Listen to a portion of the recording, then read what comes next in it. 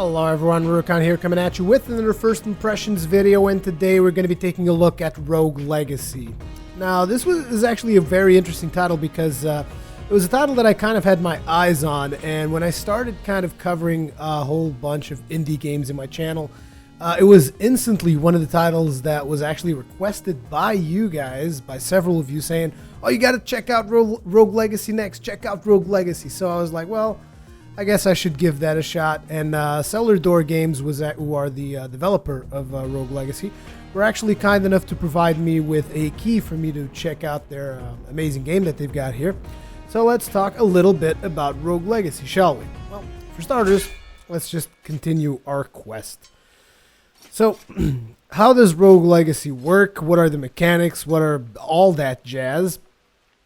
Well, Rogue Legacy is a roguelike, so pretty much every single time that you start actually playing the game is going to be different each time. You have a couple of things here that you can use to improve upon your characters, and this is one very different aspect from between Rogue Legacy and other roguelike video games, which is normally in other roguelikes, it's like, look, you've died, now you got to start all the way up from scratch. In Rogue Legacy, it doesn't really work like that. For starters, you have this thing which is your manor, and in your manor you can actually have a whole bunch of upgrades depending on how much gold you accumulate throughout your adventures inside the actual castle, because you actually go inside a castle to try and get loot and all kinds of good stuff.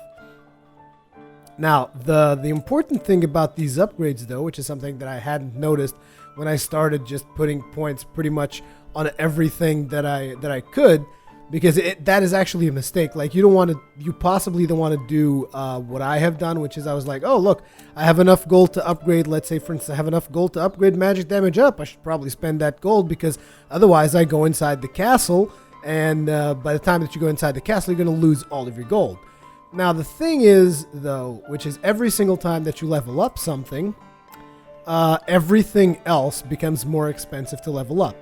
So it kind of becomes important for you to select what you want to level up for your characters, and in which order do you want to level it up. Because if you just start leveling up things randomly like I did, you're going to end up with a lot of expensive stuff. Like, for instance, upgrading the Barbarian King here basically now costs 410. I remember the first time I looked at it, it costed 390. So that is definitely something for you to keep in mind.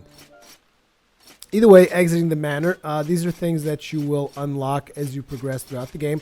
One of these things is a blacksmith. The blacksmith will craft you armor. During your expeditions into the castle, you might be able to pick up some blueprints, and if you do pick up some blueprints, you can then come back to the blacksmith and he can craft you better armor. Currently, if you notice here, I have the squire sword, the squire helm, the squire chest, the squire limbs. The one thing that I don't have is the squire cloak. But yeah, I've pretty much crafted, let's say, tier 1 of armor in a way. Then there's this enchantress over here. She will upgrade different abilities for your character. You will find runes inside the castle which will work with her, and she will in turn give you different abilities. Currently, the only ability that I have upgraded is the vault rune, and what that does for me is it allows me to double jump. And then there's this architect guy, which basically is you go into the castle and let's say you found a layout that you actually really enjoyed. You can go ahead and you can lock down the castle and practice that layout to your heart's content. Now, the problem with that is the castle doesn't actually reset when you lock it down. So let's say, for instance, you found a place with 2-3 chests or whatever, which was kind of my thinking. I'm like, oh, I found this really easy layout. It's got like almost no rooms until I can get to a treasure. I'm just going to like lock it down and farm it as much as I possibly can. No. Doesn't work like that. For starters, if you've opened up chests previously, all those chests have already been opened, so you don't get that loot. And also you get 60% of your gold is actually going to go towards the architect. So that's something to bear in mind if you want to repeat a castle layout, which is something that I haven't done since because I've noticed there really isn't a whole lot of point to it. This guy is, what is his name again? Charon. Charon over here basically will take all of your gold every single time you enter the castle. So it's kind of one of those, and it's one of those things that you either use it or you lose it. So I really don't want to use 220 gold because I'm just going to inflate the prices on every other skill that I have on my tree. And I can't buy anything at the blacksmith or at the enchantress with this amount of gold. So I'm going to have to, unfortunately, throw it away in order to enter the castle. So now we're entering the castle. As we enter the castle, basically everything that looks like an object or whatever is destructible. And you want to go ahead and destroy everything. Oh, a bag of 100 gold right at the start. That was a pretty good start. Interestingly enough, it seems that roguelike games, well, some of them anyways, because FTL clearly did not like me recording it. But a lot of roguelike games seem to actually enjoy me recording them, and they usually allow me to go further than I usually go on my solo runs. Solo. Like I'm running with you guys. You get the drift. Either way, let's get started. So from this point onwards, everything in this castle is randomized. And there are different zones. There's not just castle zones. I'm not sure if I'm going to be able to show you all the other zones because obviously I'm not that good at this game. As a matter of fact, this game has made me wonder if I was ever a decent gamer in my childhood because, man, my platforming skills are terrible.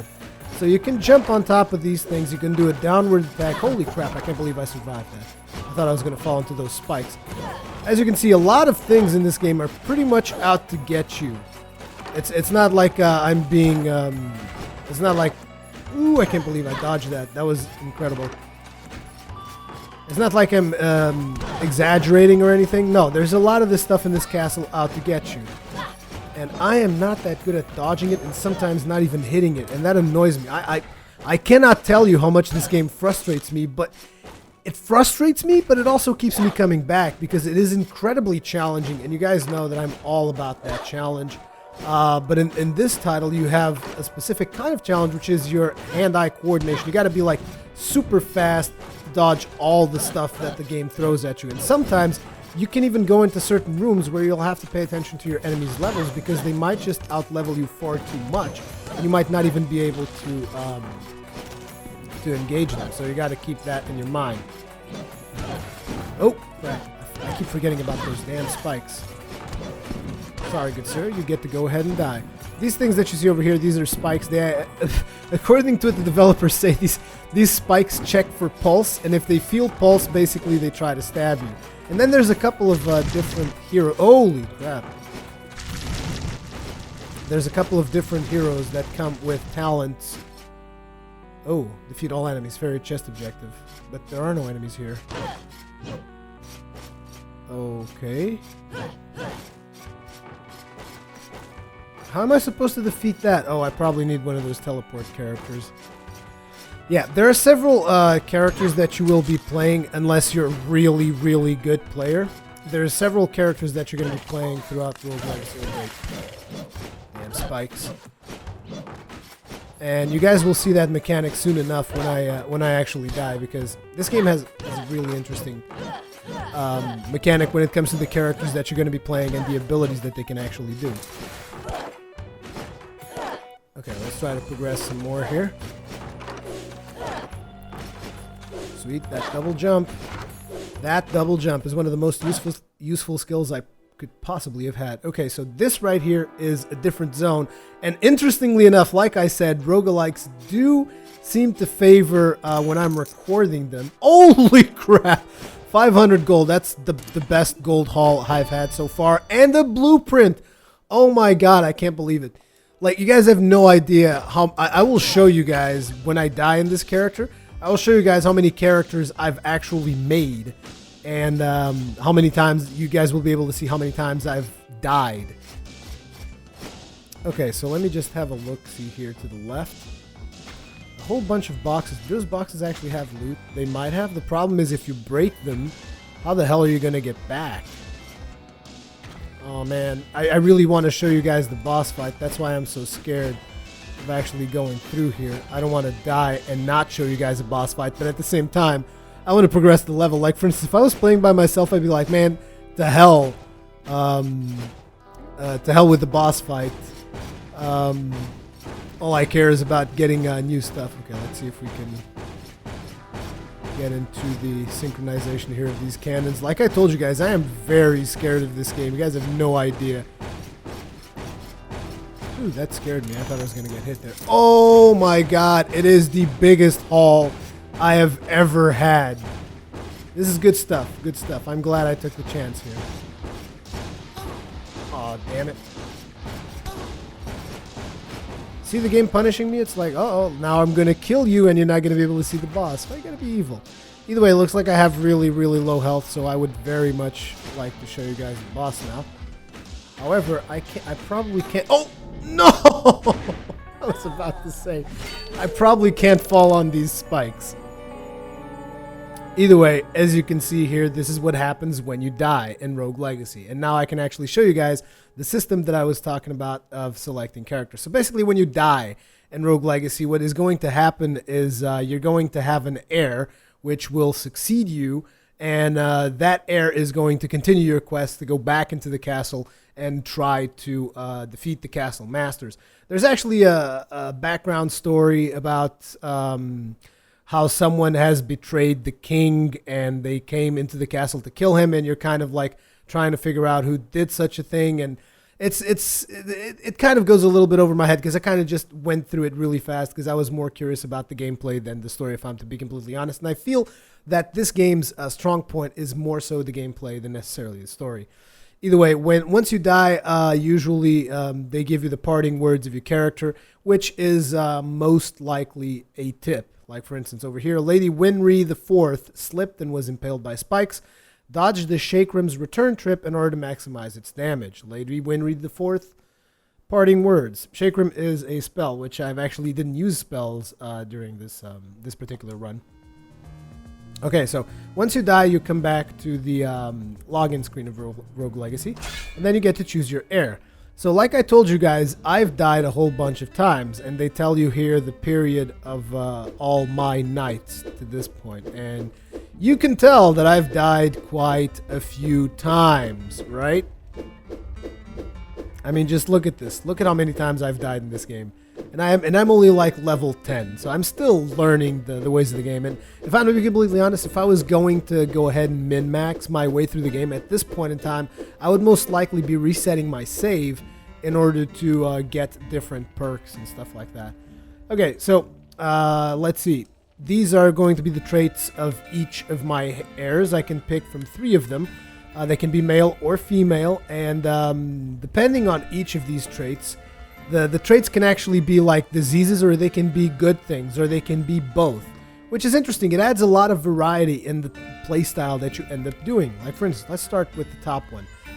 For starters, his class is a mage. What that usually means is he's going to have more mana than health, and also he's going to be able to cast spells better. And on top of that, he's not going to make as much melee damage. So this guy also has OCD. So he must, they explain it as must clear house. You got to break stuff to restore MP. So the chandeliers, the chairs, the tables, all that stuff that I was breaking, that restores MP to this particular character. Then there's stereo blind. You can't see in 3D. There's nothing really special about this particular trait. What happens is when your character turns around, like let's say you're going left and then you turn right, he flips over kind of like a 2D card, let's say like that. He just flips over as opposed to having the usual turning animation. And then his spell is a Shakram. Then there's this one, who is Sir Teddy III. His class is Barbarian, which is, as you can see, a walking tank. This hero has a large amount of hit points, let's put it like that. Trait, colorblind. You can't see colors due to monochromacy. I can't say that word for whatever reason. You guys know English is not my native language. Anyways, what happens is if you pick this character, you're going to see everything black and white. And then one of his other traits is coprolalia. I don't actually know what that means, but if I remember correctly, that is basically your character insults things whenever he gets hit. He gets hit, you see little curse words like the one you see there form up on top of his head, which is kind of cool. And then when he dies, his last parting words is just like a huge string of censored text. And then we have Lady Teresa, the Knave. The Knave is kind of like a rogue hero, so he has low stats, but he does a lot of crits. His trait is baldness. I don't know exactly how baldness influences your character.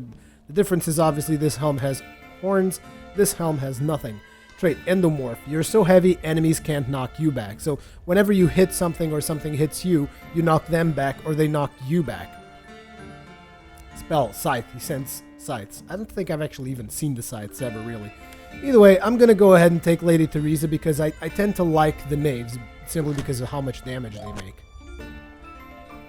Okay, once again, we're thrown back to the tree where you can basically pick the stuff that you want to buy. But before we go there, I actually want to come over here to the blacksmith and have a look at the sword.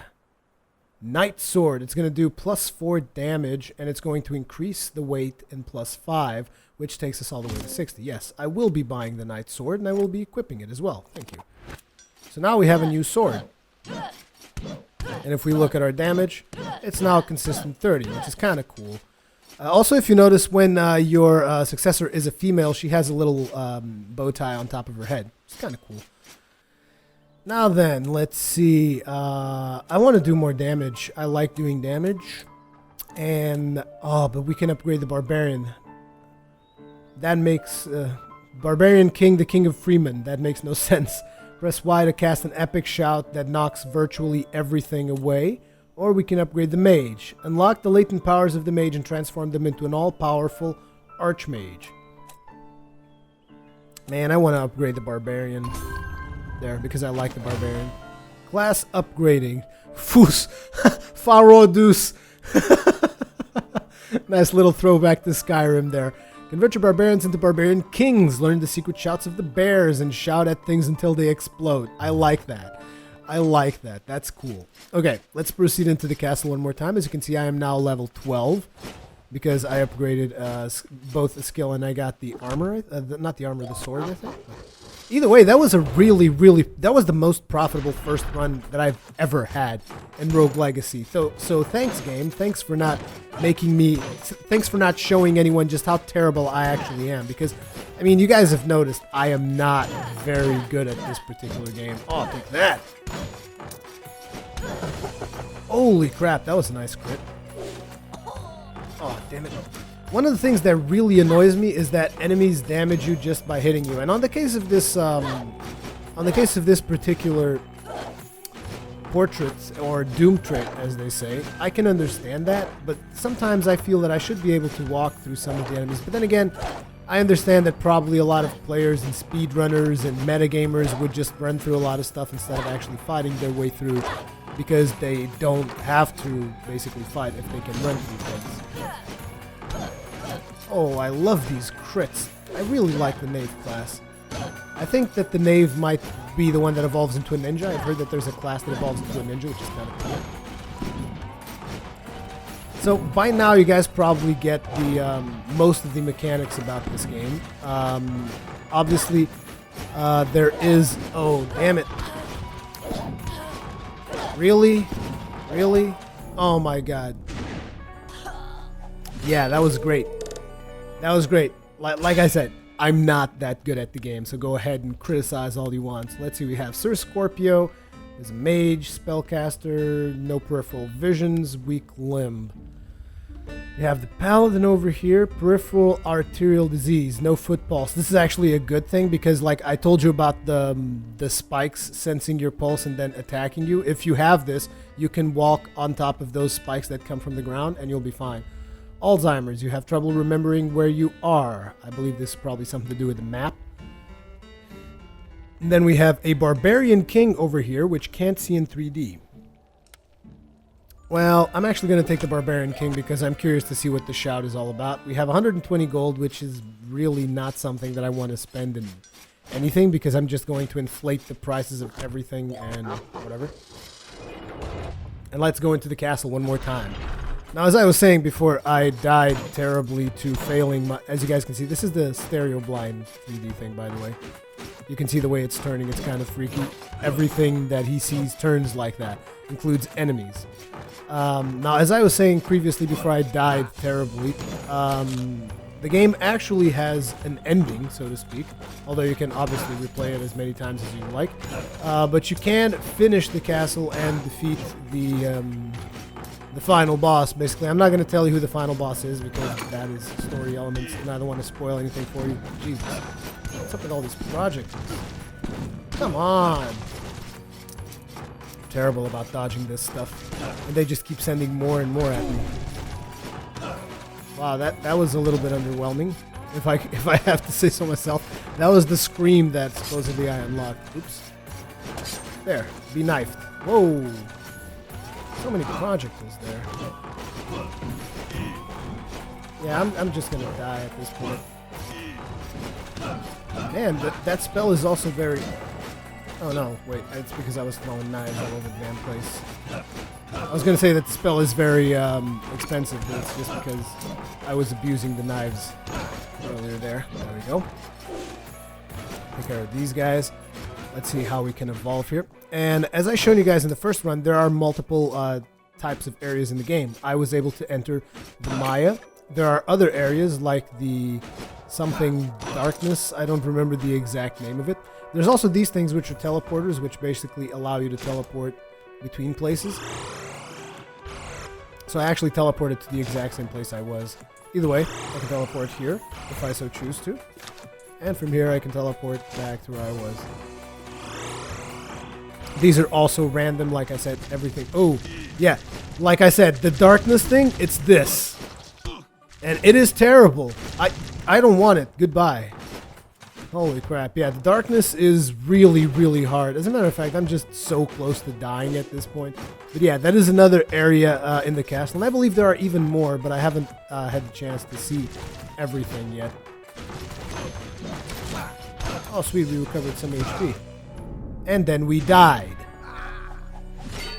Sir Grey has been slain by a Grey Knight. The forest is always to the right side of the castle. Oh, that's interesting. So there's another area called the forest, which you will find if you always go to the right side. Cool. So we have this knave. This is one of the heroes that I actually don't like because, as you can see, he's upside down. What this means is exactly what you imagine, is you actually play the game upside down. That is the trait Vertigo. Welcome to Barfsville. And also Dementia. So on top of Vertigo, you're going to put Dementia on this one character. These stats are randomized, by the way. Dementia, basically, sometimes you see monsters that aren't really there.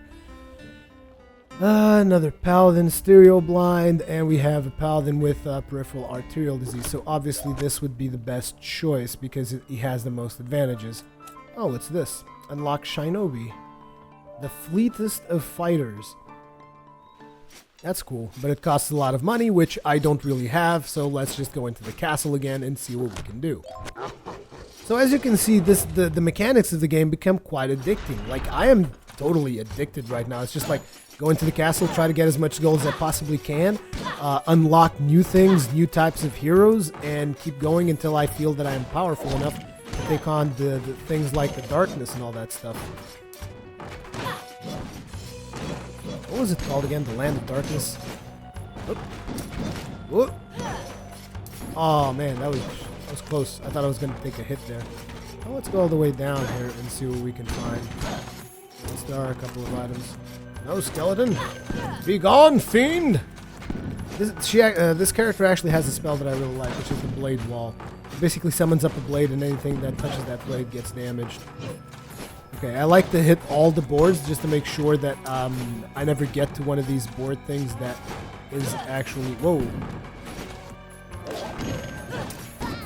Damn it. I like to hit all those portraits to make sure that I don't actually get one of those doom traits instead. No, my money, the hell with that. I'm not going down there. It is not worth my life. I thought I'd be safe in the middle. Obviously, I was wrong. Okay, we get a couple of rolls. That's fine. I am still not very good at dodging projectiles. I have to be honest.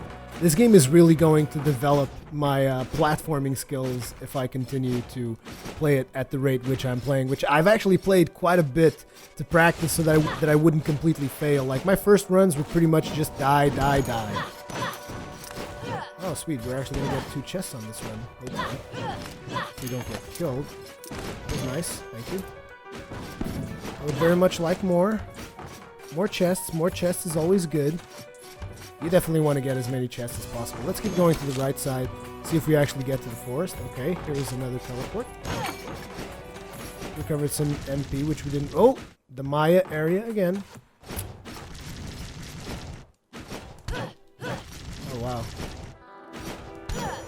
There. It's a good thing. You see, these things on the ground right here, these would be spikes. But since I don't have any blood in my feet for whatever reason, I actually don't get attacked by them. So, like I said, it is an advantage. I haven't really explored the Maya that much yet. The previous run-through was as most as I've seen of the Maya. Damn it. I tend to always fail these things. By the way, I'm playing with a controller in case anyone is wondering if I'm using the keyboard or a controller. Yeah. Yeah, I knew that I was going to die. These guys are still way too tough for me. I need to do a lot more damage before I can actually, you know, go there. So let's see what we have this time. Sir Hero, class Barbarian King, Warrior Tank. Also, I should have used the Barbarian Shot. I mean, I've unlocked the damn thing. I might as well have used it. It doesn't have any special traits. He does Blade Wall. This is a mage who is insane and farsighted. And this is a paladin with dyslexia. I remember things with extreme clarity, and that's it. So we can either be... I'm going to go with a mage this time to kind of show you guys what dementia is, hopefully. Let's see if I can even show you that. Ooh, 490. That means I can also upgrade the mages. Transform them into the all-powerful Archmage. Press Y to change spells. And we can also unlock... Oh, for 30 gold. Come on. That is so cheap. Okay, fine. I'm going to upgrade... Should I upgrade the mage even?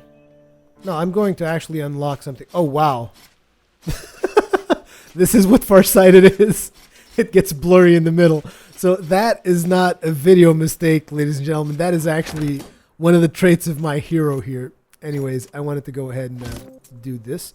I still don't know what this is, so I'm very curious. Let's see. Ah, that's cool. So wait a second. It doesn't even spend mana or anything? Ah, that's pretty sweet. If I combine this with a double jump. I like this. I should have gotten this ability sooner now that I think about it. It is really good. Good stuff. Good stuff. Wow, it is really weird to play this character. Like, I'm looking at the middle of the screen and it's just messing with my eyes because there's also the thing which is I'm actually nearsighted in real life. Not terribly nearsighted, but I am a little bit nearsighted, so... Oh yeah, that's dementia. See, this monster doesn't actually exist. Like, if I attack it, you see the question marks there? That is because this character has dementia, so he can see things that are actually not there. Okay, this guy is definitely here. Oh, that was great. Thanks, guys. Wow, a skull and everything. Okay, that is also an illusion. Oh, but we've gotten a whole bunch of gold here. Thanks. I don't know what spell effects are real. Okay, there we go. Let's keep going on through the level here and see what else we find. Hopefully we can get some more gold. Man, it was only 200 gold. I really need a lot more gold. Using the ability that we got earlier. Oh, that was a nice shield. Oh, yeah. We got into the chest. Problem is that now we're going to be forced to go through this cannon ordeal thing. Yep. That was amazing. You should practice fighting bosses using the Architect. Well, I would, but... So then we got Lady Shinoa III, a knave, savant. You're really talented. You're very talented with a few issues. Not exactly sure what that means. Then there's the trait hypergonadism, which is you're permaroided, and what that means is you actually knock back enemies further than normal. We have another mage, Sir Jimmy. He's got ADHD. He moves faster. And then we have Lady Stephanie, who is insane and can't see in three dimensions. So we're going to take Shinoa with hypergonadism over here. Isn't hypergonadism a male-only disease, though? It's kind of weird that a female character has hypergonadism. I don't know. Maybe it's just me freaking out, but anyways, we're going to upgrade our health here because you can never go wrong with health, really. Either way, this character is going to basically push people further away. Also, let me just see how much damage we're doing on this one. 30. 30 is decent. And let's go inside the castle one more time. that is going to be my last entry in the castle before I call this video to its end. And one of the things that I'm very interested in knowing is, what do you guys think about Rogue Legacy? Like, I wholeheartedly recommend it. It is looking to be a pretty good game if you like the gameplay that you're watching here. Oh, damn it. You can't really go wrong. Just be ready, because it will get frustrating at times. But it is also very satisfying when you actually get a decent amount of gold and stuff like that. It's really cool. It also will take you a while to master the... Oh, damn it! It also will take you a while to master the combat system. Oh, what's this? Entry journal number 3. I have paid my dues and entered the castle proper. That devil Sharon has taken all that I own as payment. He has even pilfered my private coffers. I have left my wife and children with nothing. He says it's the price for any and all who hazard the depths of the castle. He says it is fair. It is fair because of all who have entered, none have returned. But I will change that. I will be victorious. There is no greater swordsman than I, even amongst my siblings. Ooh. Mr. Badass over here. Now, we don't have a lot of health, so I can foresee that this particular run is going to end very, very soon. Still, got 100 gold here. Oh, they actually get affected by spikes too. Not aware of that. Ooh, I dodged it. I can't. Oh, damn it! A doom trait. Ooh, those clutch dodging skills. Why you no have chicken for me, huh? That is what I would like to know. Why is there no chicken here? I need some chicken legs to get some damn healing. Okay, we got the eye over there. We got 6 health points. How in the hell am I going to survive here? Come on, you're not going to leave me with any chicken? Okay, we got a crit on that guy. I guess that's fair. Boom. 230, 240. Still not going to be enough to get anything significant. Break this stuff. Let's see. Is there anything here to the left? Oh, sweet. Just loot. I like it when you give me just loot. It's very, very nice of you. Ah, 12 HP recovered finally. Oh, the Maya. Nope. Not going to the Maya with 18 health. Thank you very much. Going to stick to what's the basic. Oh, great. Okay, I guess everything from this level forward is the Maya, so we're going to actually be going down instead. I'm not exactly sure where I can go. Okay, I can go further down, so the Maya is up, it seems. I always seem to get to the Maya for whatever reason. Okay. Oh! There. Stab you in the chest. I thought he was dead. I forgot that all of my attacks threw people back. Either ways, get used to this particular screen if you're going to start playing Rogue Legacy, because as you can see, you're going to be here quite often, unless you're a whole lot better than I am at platformers. Either way, let me know your comments, feedback, all that kinds of good stuff in the comment section below. Thank you very much for watching, and I will see you guys in the next one.